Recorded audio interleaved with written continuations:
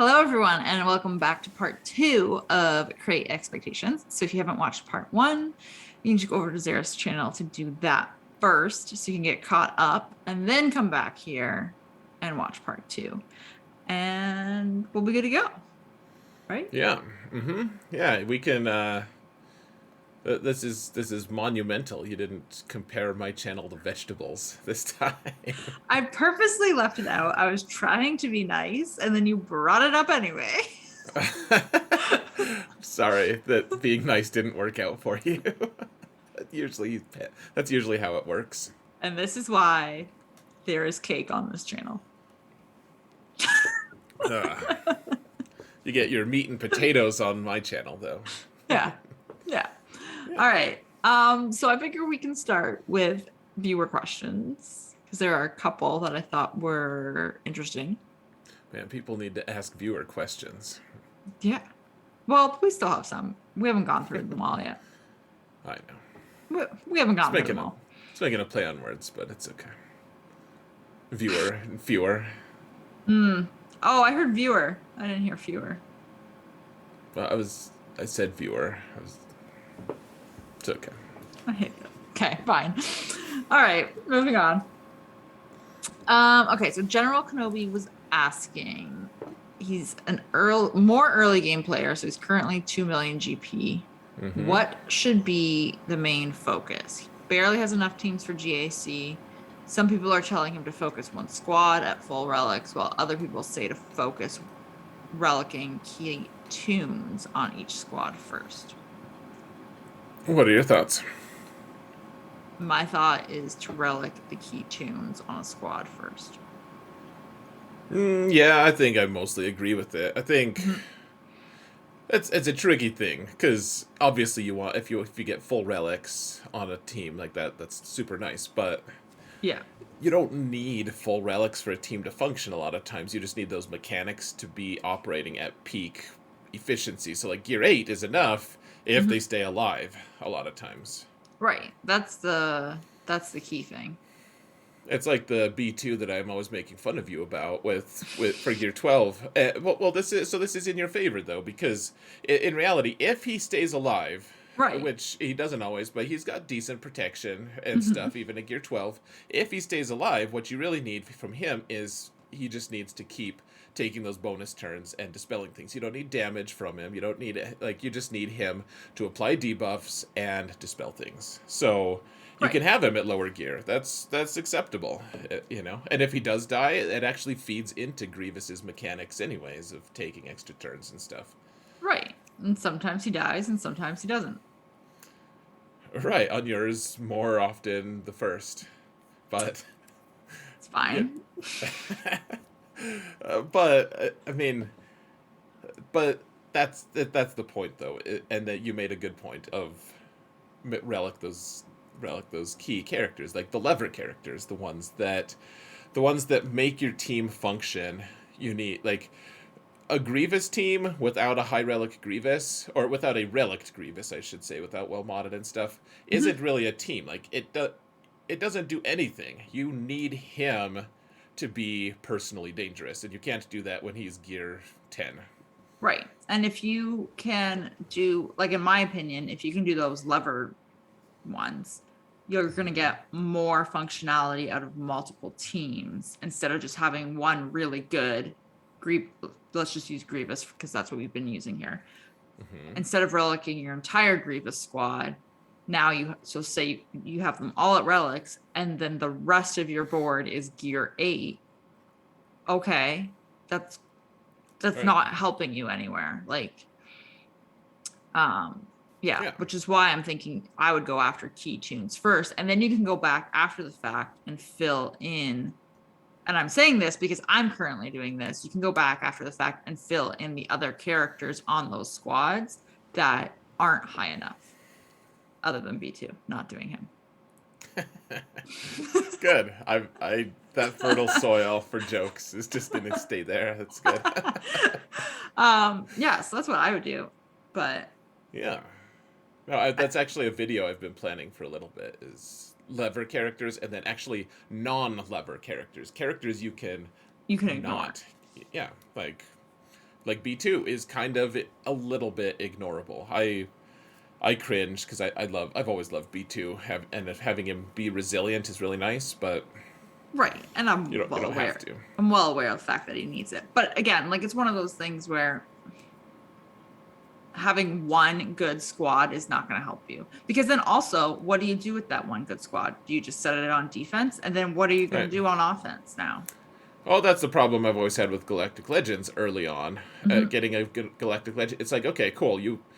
So you have a Galactic Legend. What else do you have? Unless it's Jedi Master Luke, who kind of like makes you build multiple teams.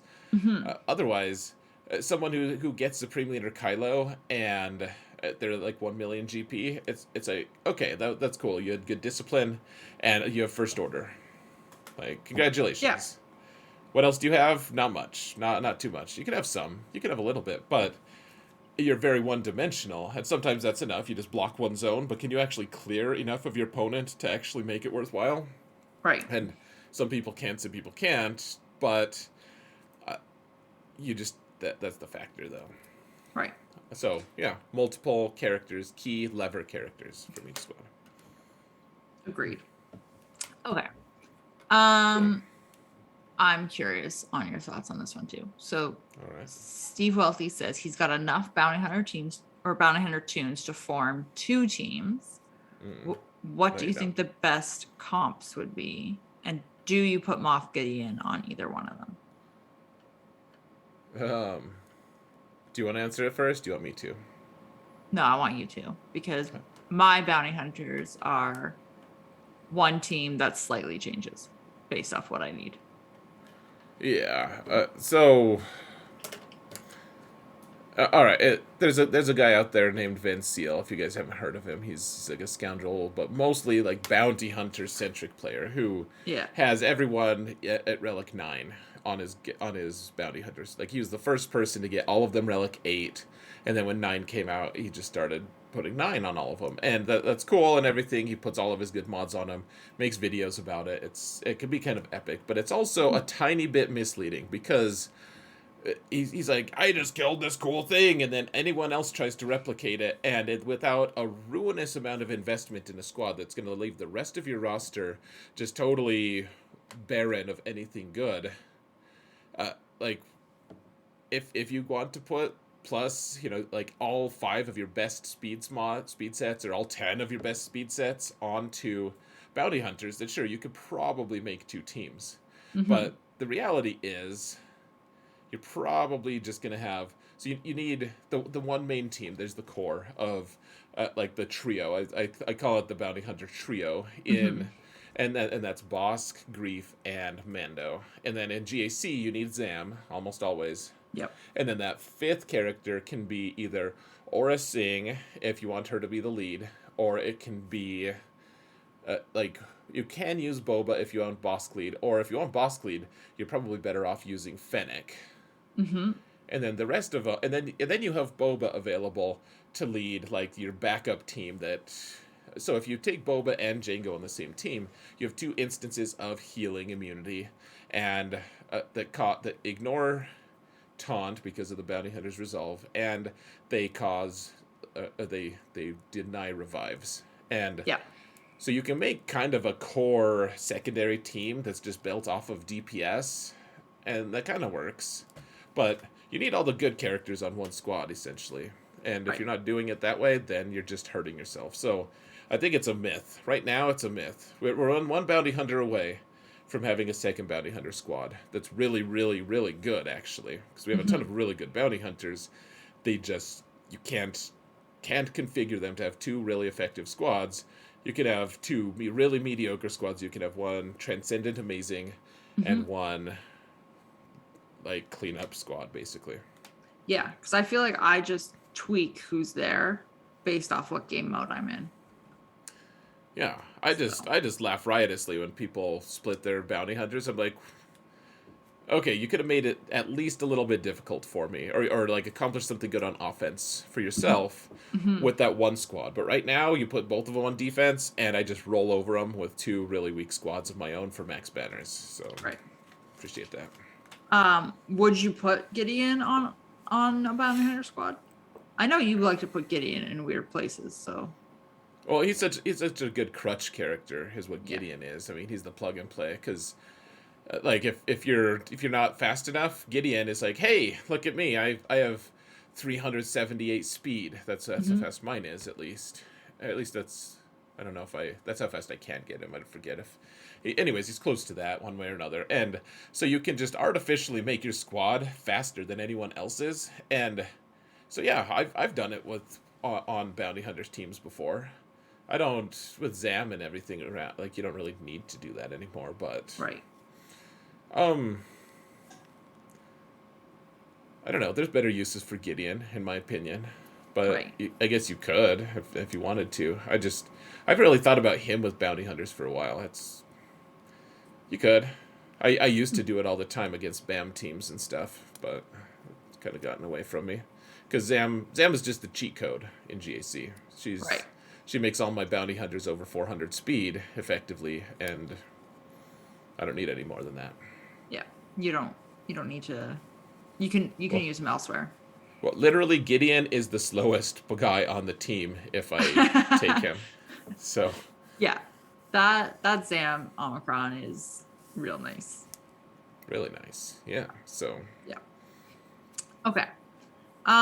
So let's do this pack review. That's kind of a pack review slash not really a pack review. okay,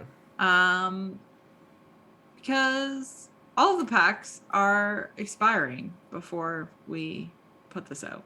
that's true. So there's no actual pack for us to review. Hmm. So hypothetically, sad indeed. Hypothetically, though, let's play a game. Uh, Yeah, yay games. Yay games. What would you spend $100 on in the game if you just were given $100? Hmm. This is tough, actually.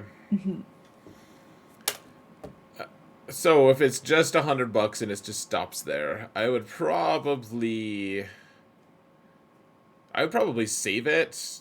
I'd probably buy crystals with. So I would definitely buy one of the crystal packs, like the 25% off crystal packs. Right. It's pretty nice. And then I would probably just buy, like, I'd light whale on a character. Is probably what I would do. It's pretty boring, but that's probably for $100. Mm-hmm. You could do that. If I have to buy a pack other than just crystals, though, I just I'm such a sucker for the mod packs. Yeah. I could I have consistently spent $60 whenever they come out with like you have to buy two of each you buy two of each pack. Yeah. I don't know. I really like those, and then you can buy the relic, like the relic bundle for $10. Mm-hmm. That's $70, and then okay, all right. So you could like nickel and dime it away like that, or here's the other thing. I'm absolutely gonna do this next time it's available, which I can't believe. I guess it's just like once a month. I'm gonna buy Omicron pack with it, $100. There we go. Yeah. 1.5 Omicrons, and that's basically it. 1.5 Omicrons. That's so sad. $100, but Man. uh, yeah, that's probably what I would do. What about you? Yeah. Well, I did just buy a vault yesterday. Nice. So that's what I last spent it on. But I would 100% buy the mod packs also. I buy that relic pack every Monday. It's like crack. It is like crack. Honestly, right now, if you were to give me $100 and you didn't limit the packs, like if there wasn't like you can only buy two or whatever, I need those mod slicing materials because I'm burning through them like crazy. I would spend $100 just on mod slicing stuff. Fair. Though you got to be careful with the mod slicing things because, well, I mean that's no. So I buy the mod slicing. I guess I was thinking of the. So like if you buy them in shipments though, there's significantly less Like if you just straight up buy mod slicing materials for Hmm. in shipments for crystals, it's way worse value than if you Oh buy the yeah, actual packs. absolutely. I don't buy them from shipments, Hmm. Oh but yeah, that's what I just finished saying. I buy like I get that every time. So not being a hypocrite.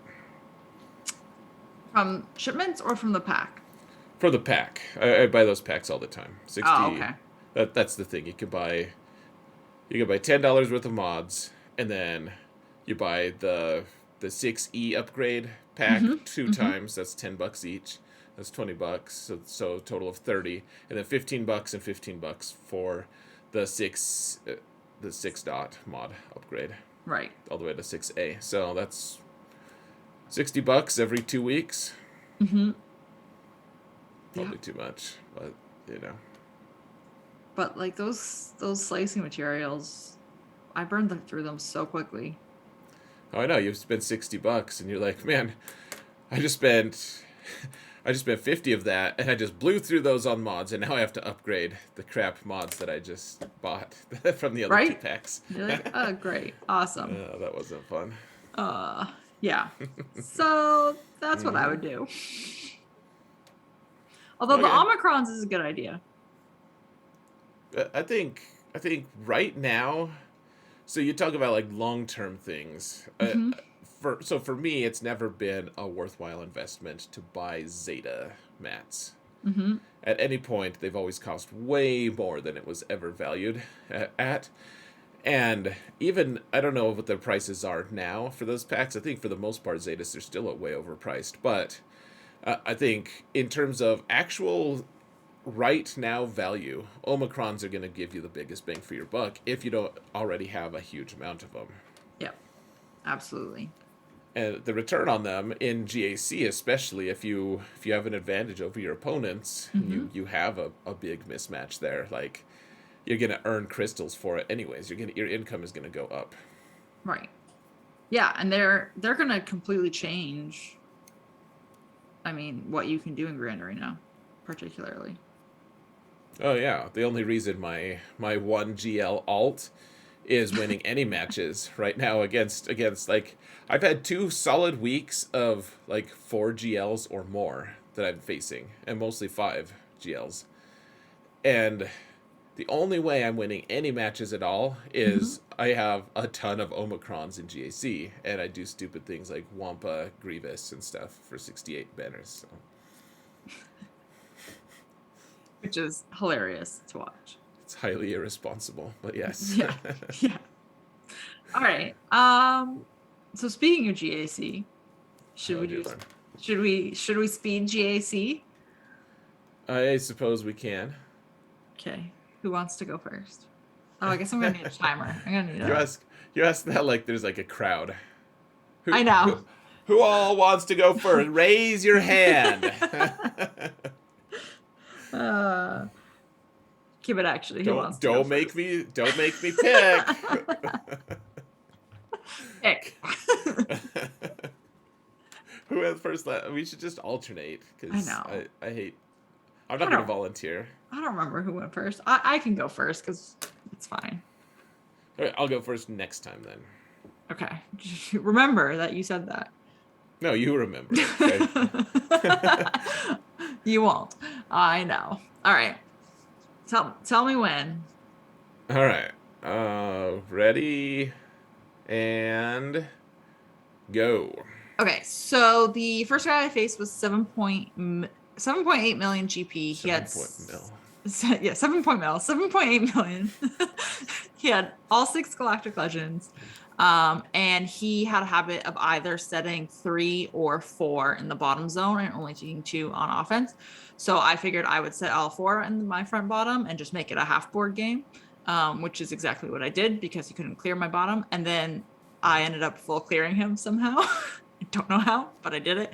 And then the second guy I faced was actually a former guildmate, and it was 8.1 million GP, and he completely changed his defense around and stonewalled me, so I couldn't get through his front bottom. I think if I had replaced my my Kenobi team, instead of hiding him in the back, I might have stonewalled him because he can't off meta, or he chooses not to. But I think that might have been my. Anyway, it doesn't matter. And then the last guy I faced was 8 point. Stop. And I gave you an extra 5 seconds because I kind of interrupted there. Man, come on. It's fine. How'd you do in your last one? He was 8.4 million GP. So I just progressively went up in the GP. And it was bad. He actually didn't finish setting his defense, so he forgot to set one team, so I started with bonus banners, and I completely tilted on him and just lost. It's fine. Oh, that's right. You started with a bonus 69. Yeah, and then I just, as soon as I lost my gas versus Ray, I just tilted hard. It's not a consistent, that counter works, but Well, it really isn't the most consistent, unfortunately. Well, and so here's the thing. He set all 6 of his GLs. He put 3 in the bottom and 3 up top. So I was going to be stonewalled no matter which way I went, and I tried to pick the path of least resistance and then tilted. How much of you did he clear? He only cleared my top half. He got stuck in my bottom zone, which is exactly what I figured would happen. 8.4, that's fun. My alt faced an 8.1. So, but he was considerably less skilled, even though he had the same strategy as your guy. So rude. Yeah, so but I mean, I finished the season 8-4. It's pretty awesome. That's really awesome. 8-4 is something to be applauded these days. Like, I got 7-5 on my main, and I'm like, hell yeah! Like, I had to work my ass off for that 7-5. Like, I know. So, yeah, I'm not mad about it. I'm annoyed at myself for tilting, but I'm not mad at my performance, so it's fine. Okay, nice. It's your turn. Gosh, all right. Tell me when you're ready, and I will. Oh, I'm ready. I'm looking at my awesome notes. Yeah, your notes are not very descriptive, so. that was some unnecessary shade. Gosh. Oh, okay, sure. Okay, you ready? It wasn't necessary. All right, I am ready. I said that before. All right. So rude. Okay, and go. So I had thought that I could go into this week with, I was like, okay, there's only 2 people from Ka here. I am definitely going to have at least one opponent that is not Ka or Mok, because that's all I face ever. And so my first opponent was not Ka. Hooray for that. And I beat the crap out of him. Was not close. The next one I faced was against a guy who I scouted for a long time, and then it turns out it was a different, like that guy had sold the account, and the new guy who had just taken over the account was facing me, so he placed a totally different defense than I was ready for. I still did really well on ground, way more efficient than him, but then I couldn't clear ships because ships are awesome, and so I lost that one. And then the last one was against another Ka. So hey, we had one match without facing Ka, but he's kind of a friend of mine, and anyways, he miscalculated how fast my dash team was going to be, and I was able to get a hold there, or 3 holds there, and then a few other holds here and there on ships and everything, and I ended up... You ended up what? Winning. And that's it. And that's it. Yeah. So that was GAC this week.